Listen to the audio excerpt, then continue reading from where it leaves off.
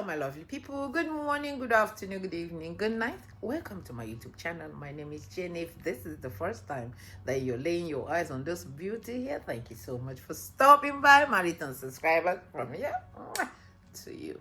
I love you. So, Vice President of Peter Obi during a 2023 election said this. It has been signed into law by the President, Commander-in-Chief, Federal Republic of Nigeria. I believe in this document. That is why I'm so lawful. That is why I'm so confident. And that is why, however extreme it is, I am saying it on national TV. I'm not taking any risks. Swearing in a ticket that has not met the constitutional requirements of the Constitution is ending democracy. And I'm repeating it. Whoever does not meet the constitutional requirement must never be sworn in. If you like, I can say it again. I'm Dirty Baba Ahmed. I'm not taking risks with my safety and with my life. But I'm repeating, swear in anybody who does not meet the constitutional requirements of our country. You are engaging in an unconstitutional act. Mr. President, do not hold that inauguration. CJ and your lordship, do not partake in unconstitutionality. I am taking these risks for the sake of my country. Yes, it is extreme and I'm saying it. It was more extreme for Yakubu to issue that certificate. It was reckless. He is putting all our lives in danger. All of us were already at risk. So what is there again in me taking risks again? What have they not done against Nigeria? What have they not abused in Nigeria? Now they'll take the constitution, they are going to swear this man in, and I should be afraid? I will not be. I'm telling you that on the 29th of May 2023, swear in Tinubu as this result is. You have ended democracy, whoever you are. Now he's back. I like this guy because the man, they fear. He does not fear who you are. He says it the way it is. So this video, I'm not making it. I just want you, they are brought him back again to come and tell Nigerians what is missing from all of you. He has come again to tell Ahmed Bola Tinubu, if I were you, I would throw in my towel because everything has shown that this 2027 is not going to be for you. Please watch the video and share it. And as you're sharing it, God will bless you. Thank you. Labour Party in the 2023 presidential election, Yusuf Dati Baba Ahmed. How nice to see you again. Hello, Charles. And I was commenting earlier that you look really fresh and well rested. So you're obviously doing something right. I'm praying for Nigeria, and I think that is right.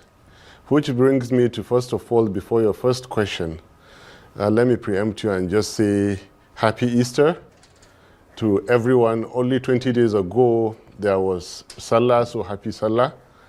And I would just like to say a bit about the so-called most religious country in the world, but with very little faith. I like that. That's a very interesting one, isn't it? Yes. I want to say a bit about right from the very top, from God Almighty, because this is Easter, Salah just passed after Ramadan. We have the 99 attributes in Islam of God Almighty. I believe you have similar, and they all center around ability, capacity of our Creator to do. But then strangely, the Creator, able to do all and everything, he forbade injustice from himself, by himself, unto his creature. Now, the conclusion of my last chat with you was that next to what our Creator does with us is what authority does with us. Now, from number one, God Almighty is first and all. The next, what do you say at the next? Authority.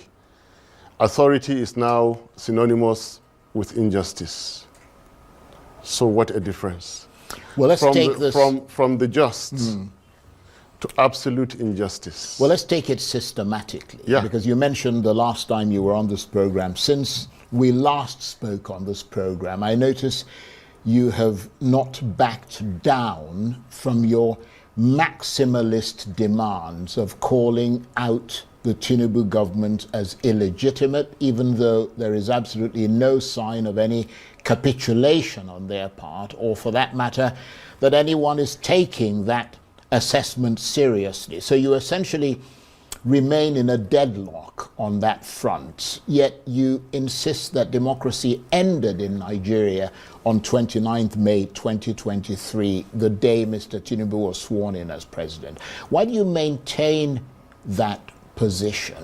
And is it just chatter at the moment, given the fact that he is the legitimate president of Nigeria, or legitimately recognized as the president? Thank you for that correction to yourself. Legitimately recognized. You see, a sworn-in government needs to be and must be consistent with the constitution of the country. And now, if I were to open the relevant sections to you that we have discussed before, they are at variance with the justice served on Nigeria. So with due respect to the justice system, it is valid to ask, did the custodians of the law do the lawful? And the answer is simply no. We do recognize that the courts have the power to do all and everything, but that all and everything must be justice. The sworn-in Tinubu Shetima government does not strictly comply with the Nigerian constitution as it were today. So it is not out of place for any objective mind to still call it unconstitutional. Mildly, one could say it is questionably constitutional. But then here's the big rejoinder to it. 9 out of 16 Nigerian leaders did not buy INEC forms. Yet they served their terms. One of them 9 years, General Gawan, President Babangida 8 years. Nothing could, they were not consistent with the then written constitution because the constitutions were suspended. The point I'm making is that you could be a president, you could be a head of state, you could be a leader, you could be a dictator, so long as you are allowed to remain there. And the big point here is that Tinubu was allowed and is allowed to remain there, despite the efforts of people like me. You remember my efforts. I called clearly for Tinubu Shetima not to be sworn in. And it was legal, it is legitimate up to now. Why? I gave my reasons. Then, did the Nigerian constitution have an alternative to that? Yes, of course, very constitutional. Ahmed Lawal could have served to, I think, 8th or 9th of June. And at the point of electing a new Senate president, he acts out the balance of 90 days during which a second or rerun election was to be held because Tinubu Shetima did not satisfy the demands of the constitution to be sworn in. However, it was allowed. I tried to legitimately form what I called then the Constitutional Crisis Resolution Group. All we had to do was to take 3 documents, the Constitution, INEC results, and the options. Go to Washington, Brussels, London, Addis Ababa, on 29th, occupy Eagle Square. Tinubu will not be there today. And the beauty of stopping injustice is that it will not perpetrate itself. Bad leadership is a virus. What do viruses do? They create more, they become more and more and more. We should have stopped this before it happened, and legitimately so, constitutionally so, irrespective of the powers, the DSS, the police, you simply serve a notice. You see, the word democracy is still having a great deal to be understood. When you have a democracy, it means that at some point in time, the people will come out and be the arbiters themselves. Right now, Nigerian governments are governments because they have the army, they have the police and all those security forces surrounding and protecting them while they misrule. And the Nigerian people have no propensity to really take up their government. Well, that is the meaning of democracy, that behind the Nigerian army, there is the army of the Nigerian people, Right. whom if you transgress their constitution, they will come out against it. Right. Well, now, bad leadership has realized the incapacity of Nigerians to come together and protect their rights. That is why I told you that if you cannot practice democracy, for God's sake, democracy is not for you. There were the hunger protests about last year also. But when you have 1,000 people doing what 1 million people should do, they will be trampled. Right. When, well, just one more thing. Right, because there are quite a lot of things we need to get to. I mean, I appreciate your sort of laying out your position there, but hopefully if we have time, we'll return to the issue of democracy. But let's discuss the political landscape in Nigeria today, because the fact is that President Tinubu is the president, and he's been president for the last 2 years. And looking at the state of the Republic, with just about a month to go before he marks 2 years in office, what do you see? How do you assess those last 2 years? Well, complete disaster. Like I told you, they wouldn't stop the killings. They haven't stopped the killings. I didn't report it. You people reported the killings in Jos, and many before that. They will not stop the killings. They will not stop the stealing and the wasting of Nigeria's blessed resources. They cannot unite Nigeria. But is it really fair to say that? Because if you look at the United States of America, for example, they've got a very efficient police service, very efficient justice system and so on, but people get killed and massacred every day. I mean, you could say that the government isn't stopping it, but you can't preempt every crime, can you? I totally disagree with you. You don't have the kind of stealing in the by government officials in the I was just talking about one specific the insecurity, thing, which is insecurity. I totally disagree with you. There has never been in recent times, in the last century, a situation where you have the kind of killings that are happening in Jos, that happen in the United States. The U.S. Army has never bombed its own people. Nigerian Army does. Yeah, but the circumstances are different. No, look. I mean, Nigeria is fighting an insurgency, America isn't. Yes, but you have all sorts of crimes and uprisings. The analogy of the example between Nigeria and United States in this particular context is not that relevant, if you see what I mean. We have a hunter that has promised us for 12 years that when they ride out the Jonathan's government, there will be automatic security come with it. There will be automatic peace come with it. The economy will improve. The whole idea behind APC was a lie, is a lie. What did we notice when Buhari came in? Aggravated corruption, like never thought before. New dimensions to insecurity that you have been reporting. Well, I mean, I wasn't sure if you'd taken a pause there, but given that there is this kind of sepulchral silence at the moment, let me step in. Yeah.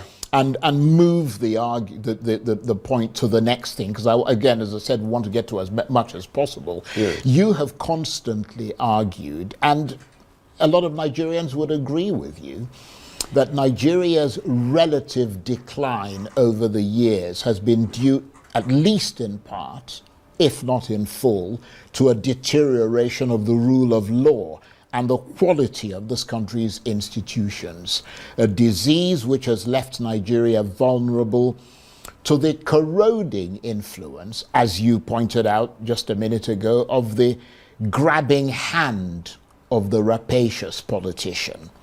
Could it be said that the rule of law is one of the biggest challenges facing the leaders of this country?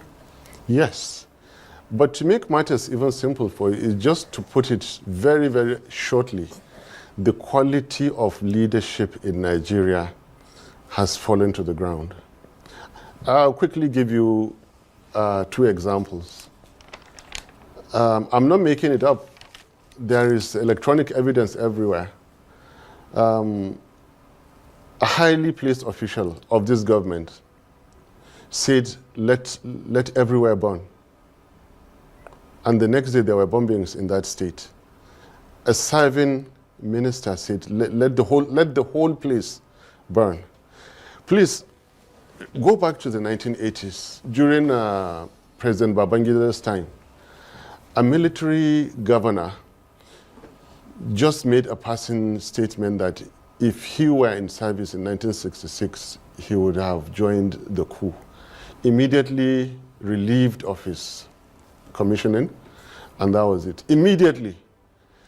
This minister who said, let the whole place burn, right now is waxing stronger and stronger and stronger in government. The Nigerian people are not calling for his head because he's too rich, he's too powerful. The president and the vice presidents are so incompetent, they are carried away by their 2027 agenda and the relationship between themselves, that they cannot call a highly placed cabinet member who says, let the whole place burn, for God's sake. Is this leadership? Is this the kind of leader he should have? He is so powerful that, as I speak here, I should be concerned of what he can do and he can't do. Is this leadership or is this brigandage? Well, I'll give you another example of how bad leadership has become, the way leaders think. Peter Obi gave scholarship, together with me, gave scholarship to a 17-year-old tricycle rider who returned 15 million found. And another elected official stood up and donated 250 million. $250 million, because Peter Obi and I gave scholarship, thinking that money is all about it. Why wouldn't such people go and steal the resources of their country, or of their states, or of their country? Leadership has crashed. The quality has crashed. Well, let me take Rule of law means nothing. Sure. Now in Nigeria, justice, okay, can be twisted to fit anything, to the extent that even when the Constitution clearly spells out the justice system can turn justice into injustice, because there is nothing the people can do. Well, you're Nigerians. The message is, look, you're Nigerians. You cannot come out. You cannot challenge. You cannot defend your democracy. So we will do what we want to do. Right. I don't mean to keep interrupting you, but I'm very conscious of the fact that time is slipping away, and we've only got about 9 minutes or so left. I mean, we've gobbled up the first 20 minutes. But what I wanted to ask you is that you talk about leadership. Yes. And as I said, many people would agree with you that there needs to be much more upright leadership across the political spectrum in Nigeria. And one of the places that Nigeria has placed hope in for the kind of leadership that you talk about was with the Labour Party, which is your party. How much are you prepared to give vent to what must be your frustration at the internecine conflict between the factions within the Labour Party and the lack of progress in resolving that conflict? As briefly as you can, so that we can move on. Conflict is in APC. Right now, the so-called... Well, that's not the question, is it? I'm answering you. Right, okay. Conflict is in APC, not in any other party. Why were powers not transferred to Shetima before Tinubu traveled out? Ask that question. That is what I call conflict. Well, the question I'm asking you is that you're talking about something that would replace what you say is bad governance. And I'm saying to you, how can your party, the Labour Party, generate the kind of confidence that would make people want to vote for them when it is riven with internecine conflict? People elect leaders, that is the individuals, not the crisis in a party. These crises, I don't like being speculative. The moment we come to where, be it Peter Obi, be it another candidate that is presented, and I sure hope it's Peter Obi, I'm still with him, that is presented in this party, they will elect Peter Obi, and the problems of Abure and others, which are too tedious for you and I to chat here, will immediately dissipate. But real problem now is within the misruling party in Nigeria. You have a president that is out there frequently for long spells, and you have a vice here who hardly knows his left from his right, who has so many questions to answer about the desperation of politicians to get to power, about things that you and I really can finally get the liver to discuss. That is where problem is, and that's why I've told you that the quality of leadership in Nigeria has fallen to the ground. That is why anything goes. Anything absolutely right. Well, goes let's talk about the because I'm sort of focusing on that issue of how you're going to put a party together, because I mean you have to have a party. How you're going to have to put a party together that can actually challenge the current government. Let's talk about the reports of a coalition or merger between opposition parties. Conventional wisdom seems to suggest that if the opposition doesn't merge or form such a coalition, and we can see the latest threats from the PDP governors, for example, who seem to be turning their backs on that endeavor, it leaves you all the more vulnerable against the APC and President Tinubu in 2027, doesn't it? The last coalition that was formed, what happened afterwards? Disaster. APC is a disaster upon Nigeria. Why do you want to form another coalition? So you don't support the coalition? Listen, I have not finished. I'm in support of unity. I'm in support of forces coming together. So I'm in support of coalition, not the APC type of coalition. The second part of my answer to you, Labour Party was not a coalition, yet we presented credible data to the Nigerian courts that we scored over 10 million votes over and above APC. Yeah, but some would argue that Labour Party is not the same Labour Party you've got now. You wouldn't inspire that kind of confidence in the Nigerian people. And a better Labour Party shall we make? Well, we have to wait and see when you make that better Labour Party. Exactly. Because for many people, that Labour Party has not been made yet from what they're seeing at the moment. No, see, don't read a party before elections. You'll be looking at the wrong signals. When the candidates are presented, when they run their campaign, and when we meet at the ballot box, that is when you'll know what a party you're dealing with. And right. If you remember, I always wanted us, to be underestimated. Until we beat them and they immediately switched off IREV, until they wrote all the results and they changed and all that they did. The same and even better will be done. And so what do you see now for this country going forward, especially looking at the spur, if you like, towards the 2027 general election, which you could say will be the next pivotal moment in Nigeria and the next opportunity for you to try and wrest power from the people who have it at the moment? I expect Tinubu to throw in the towel. If he is that smart politician that he turns out to be. You know me, I say the truth. For someone to have organized 2007, culminating in his electoral heist in 2023, that person must be super smart politician. I'm not praising him at all. It's not good to be what really he is that I don't want to say. But look, he skipped 2007 and jokingly made Atiku candidate. made Ribadu and somebody 11, made Buhari in 15, Buhari won, and then skipped 2019 and then stole 2023. If he is that smart, everything is there for him that he's going to lose 2027. If he is that smart, because everything is there.